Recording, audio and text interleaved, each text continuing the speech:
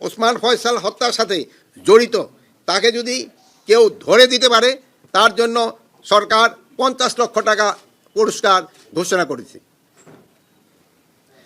তারপরে এই regular arrest fascist অ্যারেস্টের সংখ্যা বাড়াতে হবে। ওসমান হাদি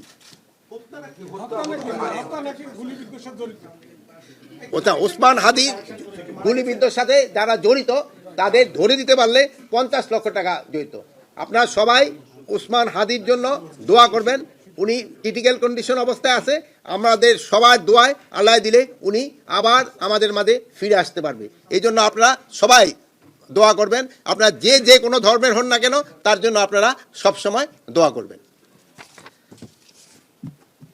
আরেকটা হলো হাতিয়ার ইস্যুর ক্ষেত্রে এতদিন শুধু সরকারি কর্মচারীদেরই হাতিয়ার দেওয়া হতো, এখন যারা ইলেকশনে পার্টিসিপেট করবে এবং তারাও যদি হাতিয়ার চায় তাদেরও হাতিয়ার আমরা লাইসেন্স তাদের আমরা দিব এবং ওই যারা ইলেকশনে পার্টিসিপেট করে তাদের যদি হাতিয়ার আমাদের কাছে জমা থাকে ওইগুলিও আমরা তাদের ফেরত দিব।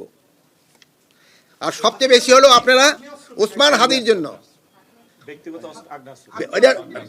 ব্যক্তিগত আগ্নেয়াস্ত্র আর আপনারা সবাই, আমি আবার বলবো, আপনারা ওসমান হাদির জন্য সবাই দোয়া করবেন।